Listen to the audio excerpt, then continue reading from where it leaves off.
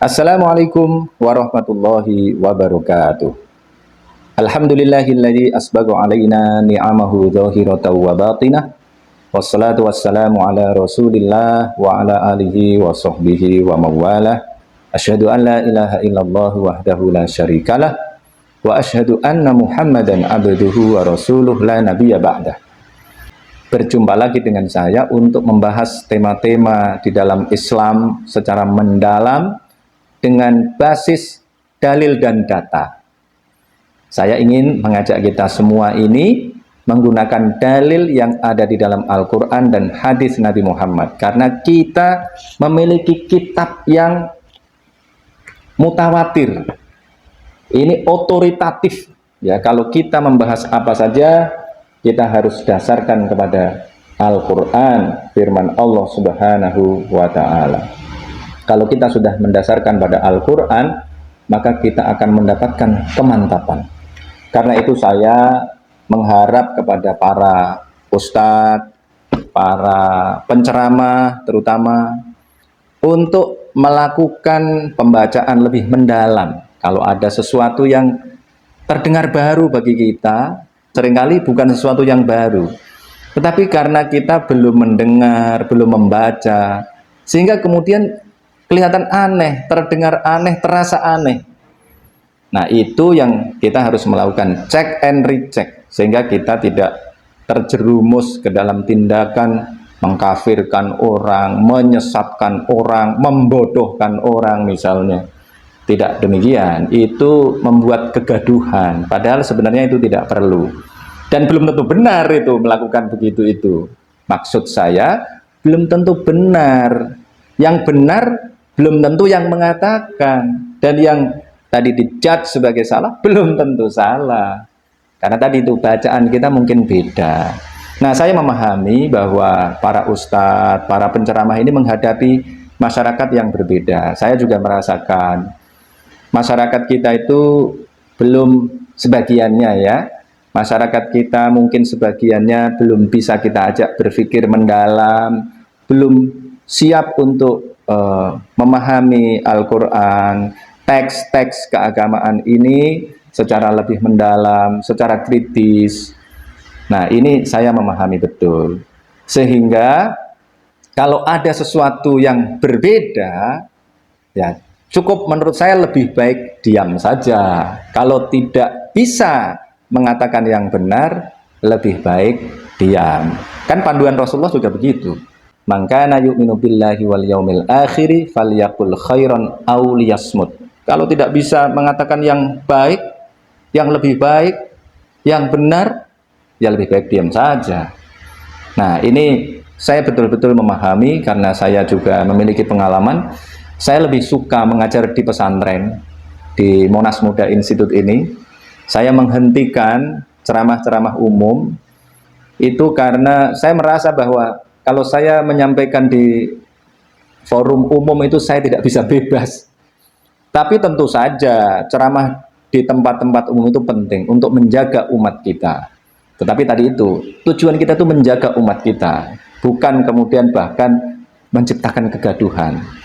Nah, tadi itu memang lebih enak. Seperti saya ini lebih enak, hanya mengajar di pesantren, di lembaga pendidikan yang orangnya sudah fix, ya. Menyampaikan itu lebih enak karena urut. Kalau di luar nggak ada urutannya.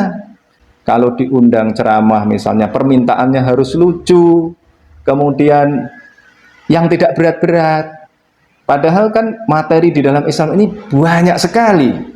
Kalau kita tidak sampaikan, maka yang justru akan terjadi adalah ya umat kita ini ya begini-begini saja. Maka tadi itu lebih baik ya tidak usah melakukan justifikasi bahwa orang yang berbeda dengan kita ini adalah orang yang sesat, orang yang bodoh dan lain sebagainya itu.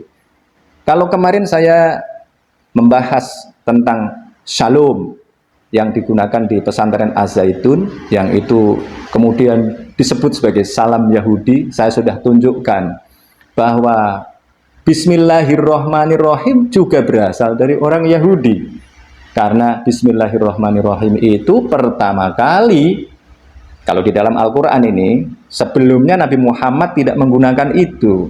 Baru setelah Nabi Muhammad mendapatkan Qulid'ullaha awid'ur rahman, kemudian pakai Bismillahirrahman. Tapi kemudian setelah ada ayat qalat ya ayyuhal mala'u inni ulqiya ilayya kitabun karim di dalam surat An-Naml itu, maka kemudian Nabi Muhammad tidak hanya menggunakan Bismillahirrahman, tetapi kemudian menggunakan Bismillahirrahmanirrahim. Tapi poinnya adalah Bismillahirrahmanirrahim itu dari Nabi Sulaiman, substansinya dari Nabi Sulaiman. Dan Nabi Sulaiman itu kalau kita ditanya agamanya apa? Ya agamanya semuanya Islam. Agama formalnya adalah Yahudi. Nabi Sulaiman ini adalah anak Nabi Daud. Ya, setelah Nabi Musa itu agak jauh. Nah, ini membuktikan bahwa memang ada kontinuitas itu antara agama Yahudi, kemudian agama Nasrani, kemudian baru Islam. Ini adalah tiga agama yang seperti tongkat estafet. Jadi dari Yahudi, kemudian dilanjutkan oleh Nasrani, kemudian disempurnakan oleh Islam yang dibawa oleh Nabi Muhammad SAW. Itulah sebabnya Nabi Muhammad disebut sebagai penyempurna. Nabi Muhammad menyatakan innama bu'istu li utammima makarimal akhlak.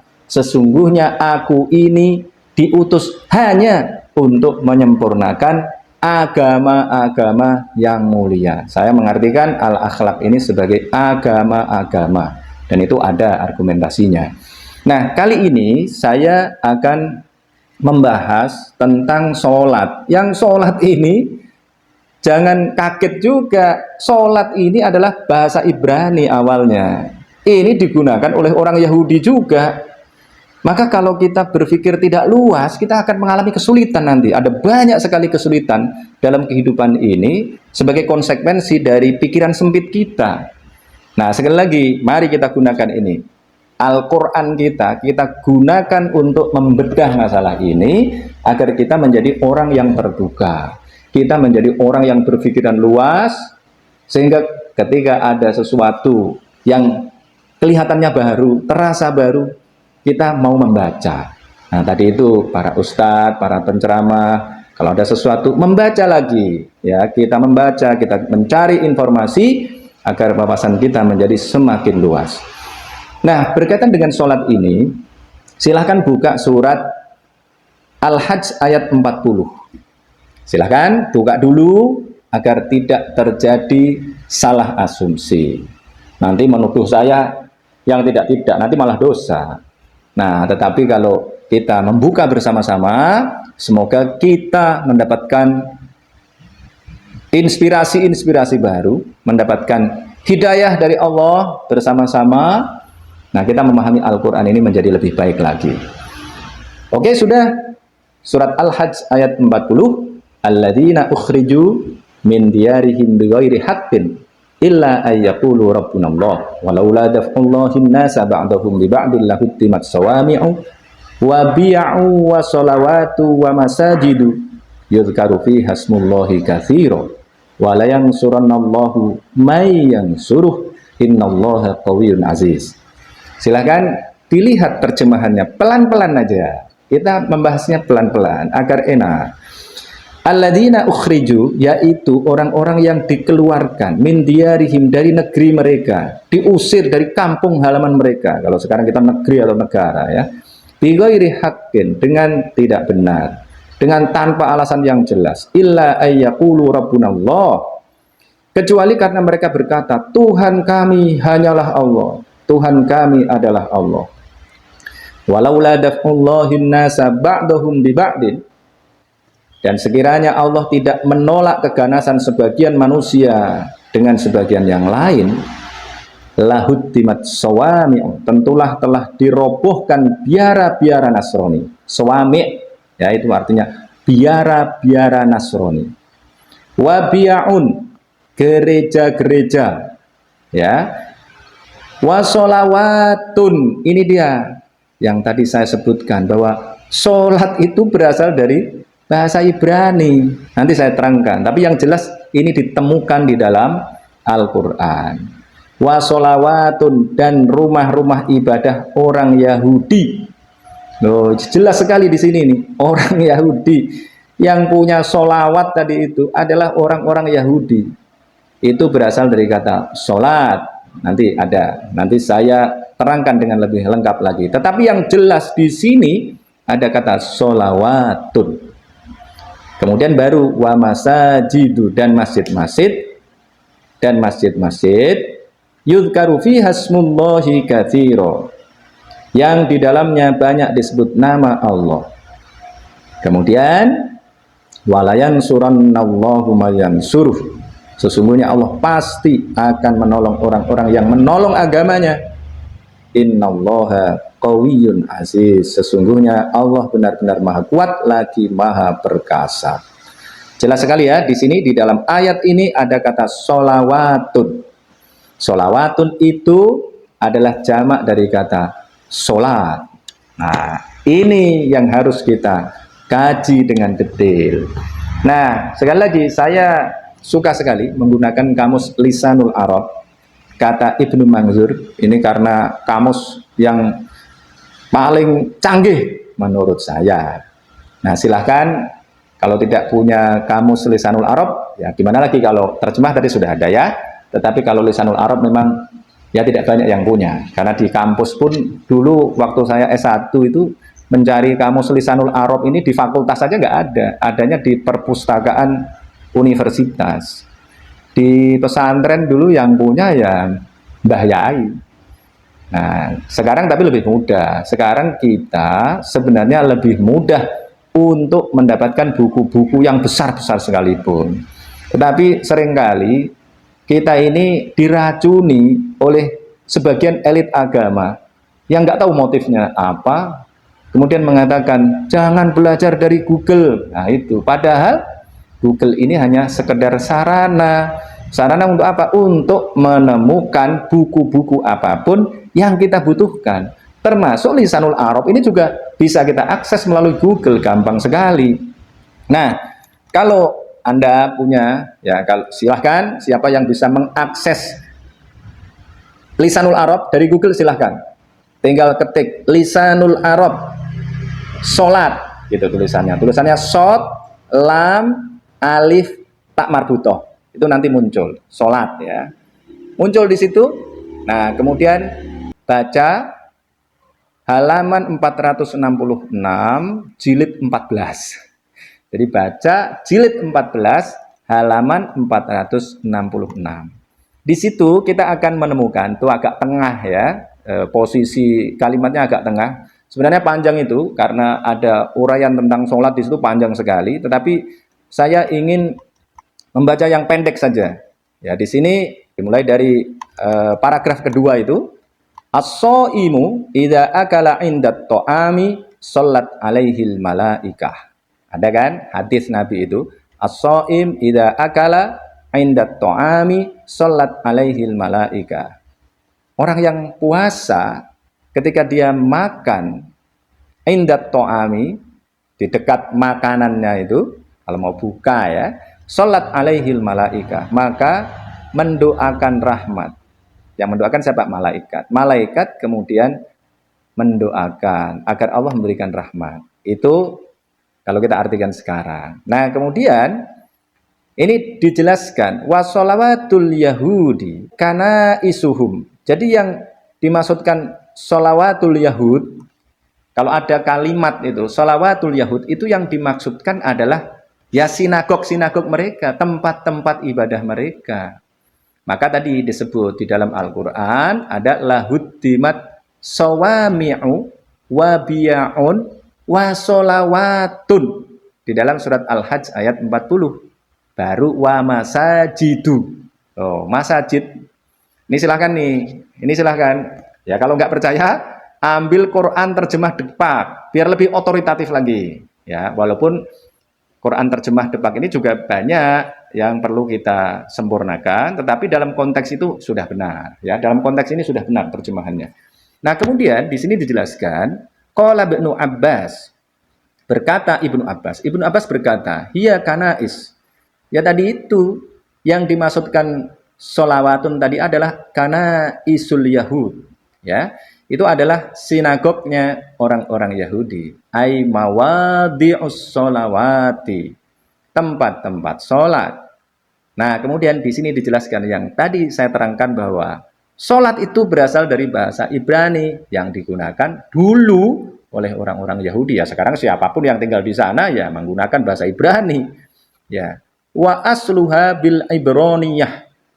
Aslinya sholat itu tadi bil ibroniyah dengan menggunakan bahasa Ibrani. Apa itu? Soluta. Nah, saya nggak ngerti bahasa Ibrani ini. Saya tidak belajar bahasa Ibrani, cuma di sini ditulis wa asluha bil ibroniyah soluta. Sekali lagi, yang baru mengikuti, silahkan buka jilid 14 halaman 466 Lisanul Arab, kitab Lisanul Arab karya Ibnu Manzur. Jadi wa asluha bil ibroniyah soluta. Jadi ini berasal dari bahasa Ibrani soluta, zelota, ada yang baca zelota. Kalau saya cek-cek itu ada yang baca zelota. Wa quri'at wa solawatun wa masajidu. Jadi dibaca tadi itu wa quri'at wa solawatun wa masajidu. Tadi di dalam Al-Qur'annya ya. Kemudian waqila innaha mawadi'u solawatis sobiin. Bahkan ada juga yang mengatakan bahwa sholawatun yang dimaksud di situ adalah tempat-tempat beribadah orang-orang sobiin. Nah itu dia. Makin jelas lagi. Silahkan nanti lanjutnya dibaca sendiri ya. Kalau punya kitabnya, sudah menemukan kitabnya, silahkan dibaca sendiri. Kemudian diterangkan lagi paragraf berikutnya biar tidak kepanjangan. As-sholatu baitun li ahlil kitabi yusalluna fihi.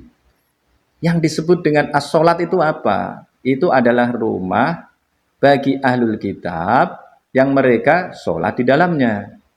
Nah, ini dia makin membuat kita punya perspektif bahwa ini bukan bahasa baru. Jadi sholat itu bukan bahasa baru, tapi ini adalah bahasa lama. Nah, maka yang harus kita lakukan adalah menjadi orang yang terbuka, tetapi tidak menganggap itu sebagai sesuatu yang sakral. Sebenarnya Allah Subhanahu wa Ta'ala telah memberikan perspektif ini di mana? Di dalam surat Al-Baqarah ayat 158. Silahkan dibuka, buka dulu pelan-pelan agar kita bisa meresapi apa yang disampaikan oleh Al-Quran. Surat Al-Baqarah ayat 158. Ini ayat tentang haji.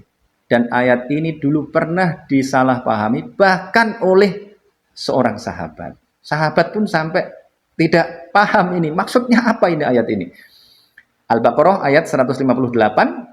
Innas sofa wal marwata min sya'airillah. Faman hajjal baita aw ya'tamara fala junaha alaihi ayat tawafa bihima wa man tatawwa'a khairan fa innallaha syakirun alim. Innas sofa, sesungguhnya sofa, wal marwata dan marwah itu min sya'airillah, adalah di antara syiar Allah. Faman hajjal baita, faman maka barang siapa yang hajja, arti asli hajja itu menuju, haji kalau bahasa kita.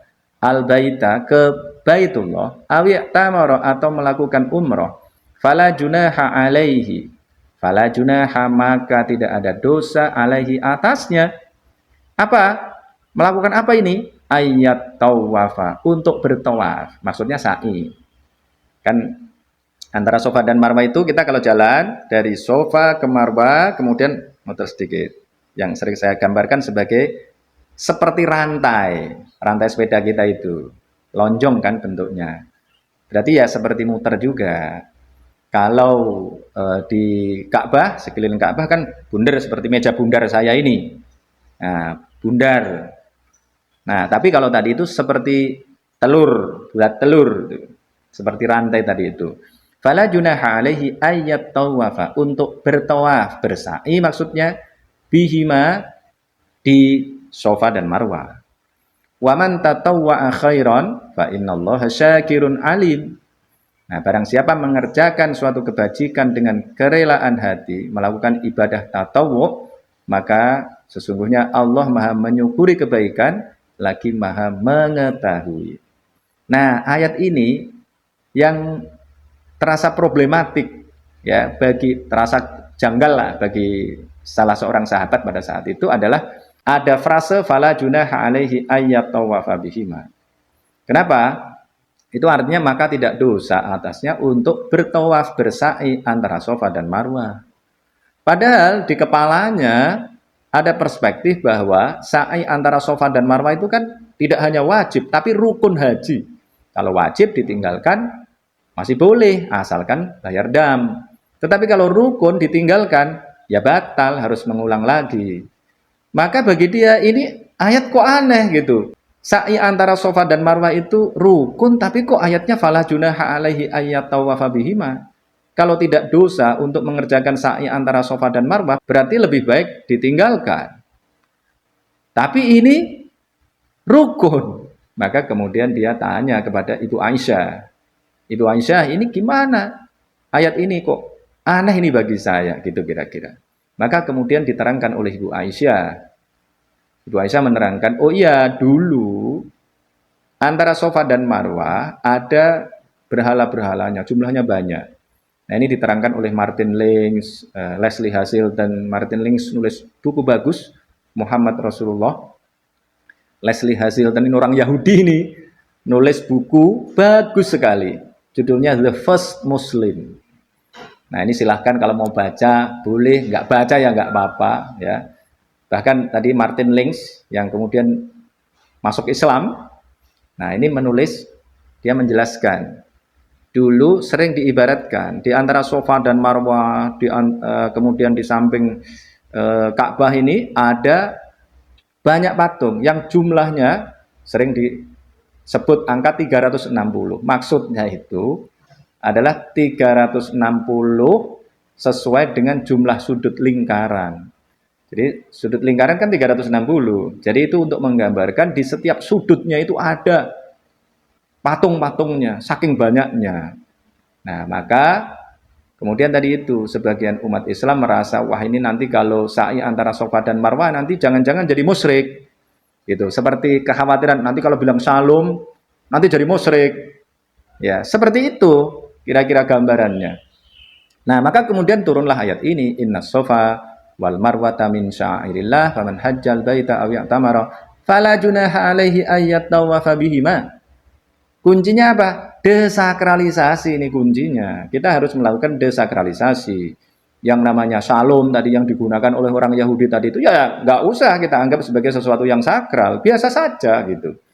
Ya, kita sebagai Muslim kalau iman kita sudah bagus, iman kita sudah kuat, ngerti perspektifnya, ya nggak ada masalah. Itulah perlunya memahami Islam ini dari ilmu alatnya, kemudian memahami Al-Quran ini loh dengan baik, dengan mendalam. Kalau kita pahami dengan baik, maka kita akan ngerti ada desakralisasi. Kalau tidak ada desakralisasi ini, justru kita akan pusing kalau tahu bahwa hari-hari yang kita sebut tiap hari, kalau menggunakan bahasa Inggris, itu sesungguhnya adalah nama-nama dewa. Coba bayangkan kalau mengatakan nama-nama hari itu, kemudian kita jadi musyrik, ya banyak yang musyrik. Mungkin sebagian umat Islam ini sudah musyrik. Kenapa? Karena sepertinya di era sekarang ini sekolah kita sudah memiliki akses yang cukup baik. SMP sudah menggunakan bahasa Inggris semua. Jadi setidaknya itu anak-anak SMP itu sudah musyrik semua itu. Ya, kalau SD mungkin sebagiannya musyrik, TK mungkin nyanyi-nyanyi ya jadi musyrik juga sudah. Bahkan ya tadi itu bisa dikatakan anak TK, anak-anak kita kalau masuk TK sudah musyrik. Kenapa? Karena diajari nama-nama hari dalam bahasa Inggris. Jadi kalau kita tidak berpikiran luas, maka anak-anak TK itu sudah pada musyrik semua. Kenapa? Anak-anak di TK sudah diajari nyanyi tentang nama-nama hari. Nama-nama hari itu dikiranya dari kata D gitu aja. Bukan itu. Misalnya dimulai dari Sunday, itu berasal dari kata sun. Sun itu artinya adalah matahari, dei artinya adalah dewa. Jadi dewa matahari ini berasal dari bahasa Yunani, dei ini. Nah, kemudian Sunday, setelah itu Monday, man, moon. Moon itu artinya bulan, day artinya adalah dewi, jadi dewi bulan.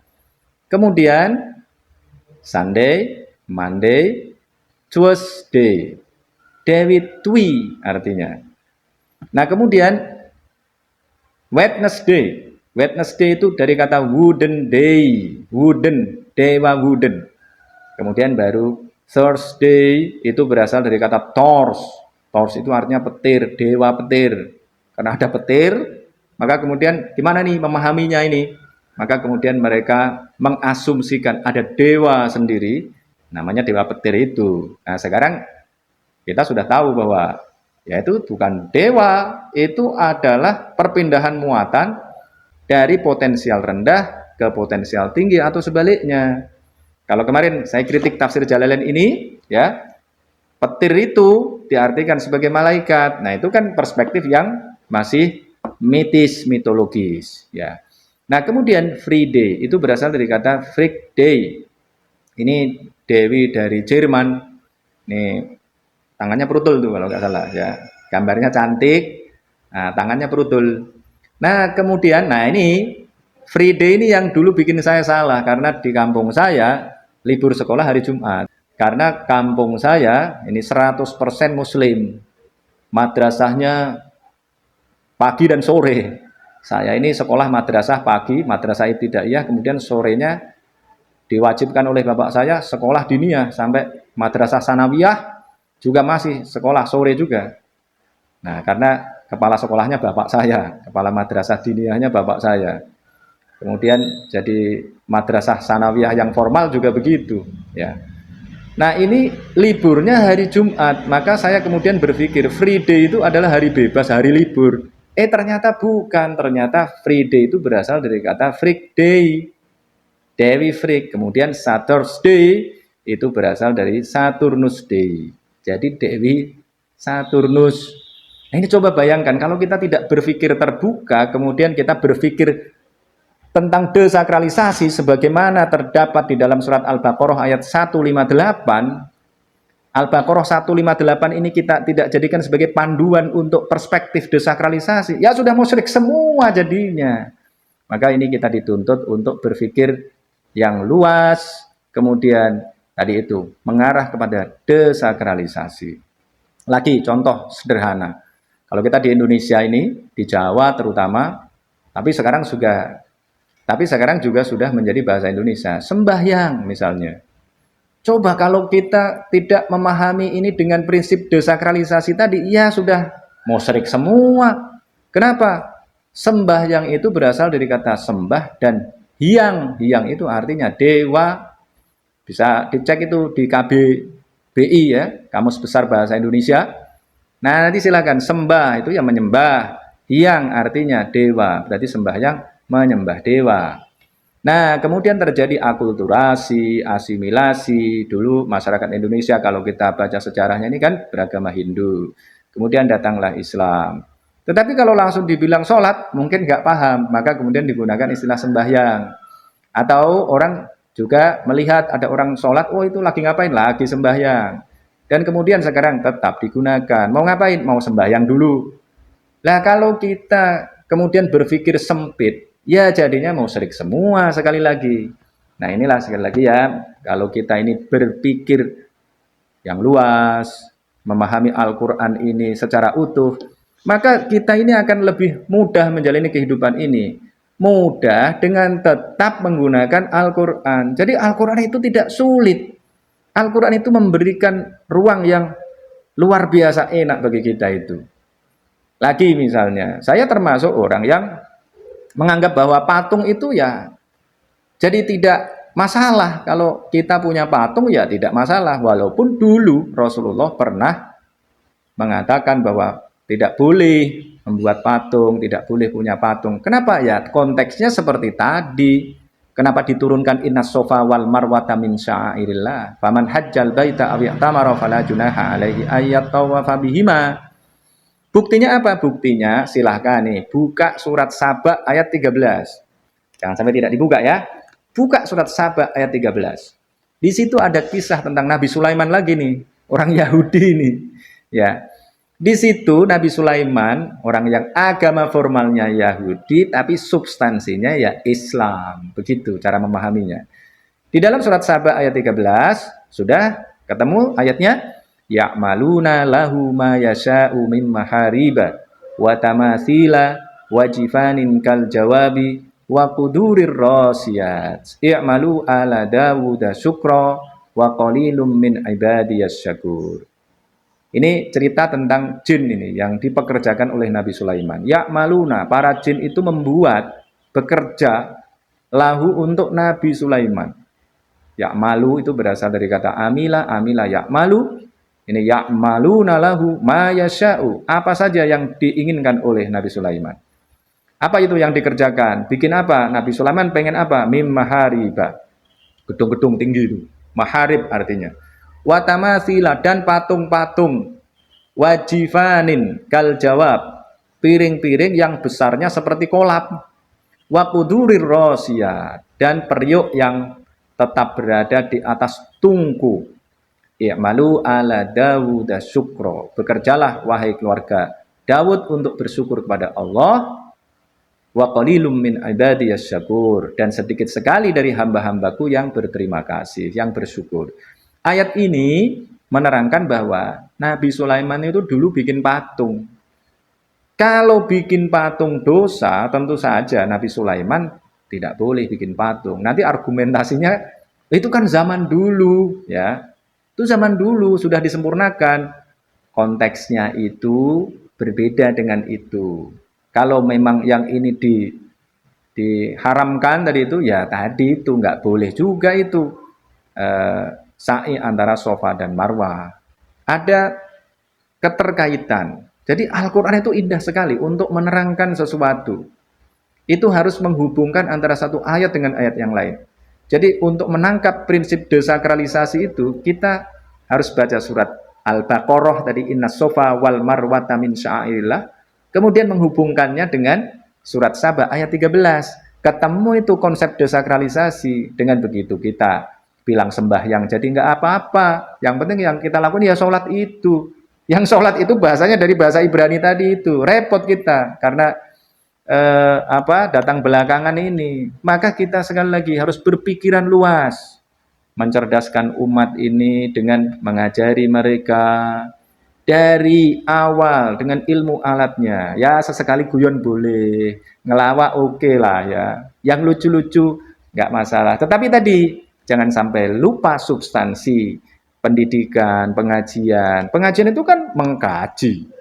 Kalau pengajian kemudian hanya guyon-guyon saja, kemudian tidak ada substansinya, atau bahkan membuat umat kita ini menjadi lupa pada substansi, ya repot. Ya. Nah, kembali kepada sholat tadi itu, Al-Quran jelas sekali tadi, menggunakan kata sholawatun tadi itu untuk menyebut sinagog. Jadi itu milik orang Yahudi. Zelota itu milik orang Ibrani tadinya. Tadi orang Yahudi. Tetapi kemudian digunakan oleh Islam. Dan buktinya apa? Silahkan. Salah satunya ada di dalam surat Al-Baqarah lagi. Ayat 238. Kalau ini bentuk jamak dan tunggalnya ada di satu ayat. Nah, kalau mau yang berbeda nanti ada di surat Al-Mu'minun halaman pertama. Di juz 18. Ini baca yang surat Al-Baqarah saja, ayat 238. Hafizu alas sholawati was sholatil wusta wa qumu lillahi qanitin. Peliharalah semua sholatmu. Sholat-sholatmu maksudnya di sini nih. Karena dalam bahasa Indonesia, kalau sudah ada semua ya berarti nggak perlu semua sholat-sholatmu. Maksudnya hafizu alas sholawati, ya berarti peliharalah sholat-sholat. Sholat kan ada 5 waktu. Ya. Kemudian wassolatil wusta, dan peliharalah sholat wusta. Wa qumu lillahi qanitin. Berdirilah untuk Allah dalam sholatmu dengan khusyuk. Nah, ini dia tadi, saya sudah mengajak kita semua untuk membaca dengan lebih gamblang, sehingga kita memahami sesuatu yang baru, sesuatu yang kita belum pernah membaca misalnya, itu bukan berarti salah. Tetapi mungkin kita belum mendengar, kita belum baca, itu aja. Maka yang harus dilakukan, sekali lagi saya mengajak kepada para penceramah, kepada para ustadz, karena kita ini menghadapi umat dengan bahasa Pak Dahlan Iskan yang bertingkat-tingkat kecerdasannya, kita berbagi tugas. Kalau lembaga pendidikan yang di dalamnya adalah anak-anak yang memiliki tingkat kecerdasan tinggi, misalnya IQ-nya di atas 105 misalnya, mereka bisa kita genjot. Tapi kalau untuk masyarakat yang tingkat kecerdasannya di tingkat bawah, ini berdasarkan riset, masyarakat Indonesia ini rata-rata IQ-nya adalah 78,5. Silahkan, ini saya tidak bermaksud apa-apa, ya nanti saya dikira bermaksud apa gitu, tidak. Ya, ini ada bagian kita sendiri-sendiri, bagian kita masing-masing. Yang berdakwah di kalangan masyarakat awam, silahkan menggunakan caranya. Ini adalah menjaga umat kita, agar umat kita ini selamat dari ancaman yang membahayakan mereka. Kemudian yang ada di kelas menengah, silahkan dengan cara yang tentu saja spesifik lagi. Mungkin saya tidak tahu itu caranya bagaimana. Kemudian yang ada di level tinggi, silahkan. Yang bikin pesantren, ya bagus ya. Kemudian saya mendirikan ini Monas Muda Institute ini dari awal saya desain sebagai pesantren plus, maka saya namakan sebagai rumah perkaderan. Jadi saya mendesain ini tidak sekedar pesantren, tetapi anak-anak di sini betul-betul saya dalam tanda kutip saya hajar habis untuk berpikir kritis ya. Kemudian selalu saya katakan bahwa lembaga pendidikan yang berhasil adalah lembaga pendidikan yang mampu untuk melahirkan orang-orang yang mau dan mampu untuk mendekonstruksi pemikiran-pemikiran yang kelihatannya sudah mapan, kelihatannya sudah benar, tetapi ternyata belum benar. Kenapa? Saya punya asumsi. Seperti dikatakan Iqbal, ini sering saya sampaikan bahwa umat Islam ini sudah berhenti berpikir sejak 500 tahun yang lalu. Maka harus ada generasi yang memiliki kemauan dan kemampuan untuk melakukan dekonstruksi, melakukan kontekstualisasi dan rekontekstualisasi Islam ini, sehingga Islam ini betul-betul menjadi agama yang paripurna, kemudian menjadi agama yang rahmatan lil alamin. Saya kira itu yang saya sampaikan pada kesempatan kali ini. Nanti mungkin ada tema-tema lain yang bisa kita bahas secara lebih komprehensif. Wabillahi taufiq wal hidayah. Wassalamualaikum warahmatullahi wabarakatuh.